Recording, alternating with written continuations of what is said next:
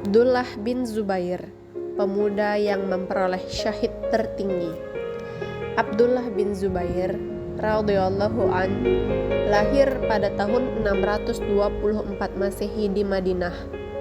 Ayahnya bernama Zubair bin Awam dan ibunya bernama Asma binti Abu Bakar. Dia adalah anak muhajirin pertama di kota Madinah.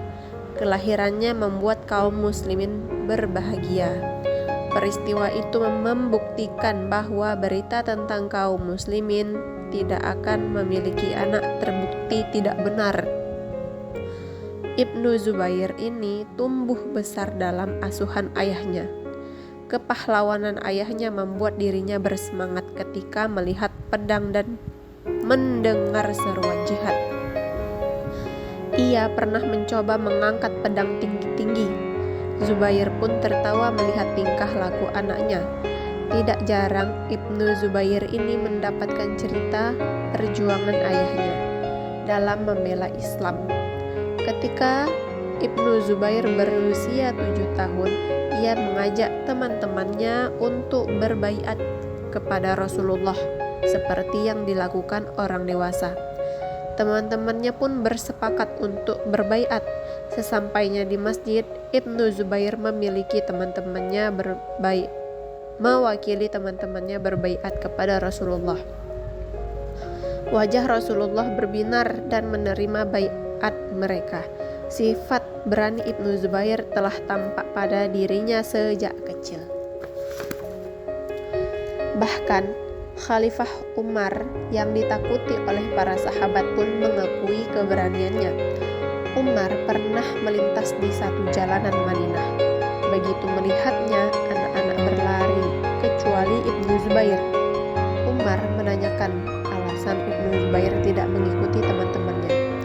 Ibnu Zubair menjelaskan bahwa ia tidak takut terhadap Umar karena ia tidak berbuat kesalahan apapun. Kemudian Ibnu Zubair memberikan jalan kepada Umar. Ia juga terkenal sebagai ahli ibadah. Ia berpuasa pada siang hari dan sholat tahajud pada malam hari. Pada peristiwa perang Yarmuk, Ibnu Zubair melancarkan serangan yang hebat ke arah pasukan Romawi. Akhirnya ia dapat membuka jalan dan sampai ke bagian belakang musuh. Setelah itu ia memutarbalikkan kudanya dan melibas pasukan Romawi yang ada di hadapannya sampai kembali ke pasukannya. Ibnu Zubair juga membantu perluasan wilayah Islam di Afrika pada masa Khalifah Utsman bin Affan. Ia memberikan pengorbanan yang luar biasa. Padahal kaum muslimin hanya berjumlah 20.000, sedangkan pasukan musuh berjumlah 120.000. Pada saat itu Ibnu Zubair berhasil menembus pertahanan musuh dan merobohkan panglima mereka.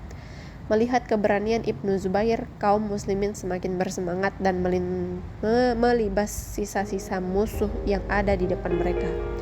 Ibnu Zubair meninggal pada tahun 73 Hijriyah. Hikmah kisah Ibnu Zubair. 1. Allah akan menunjukkan kebenaran dari suatu kebohongan.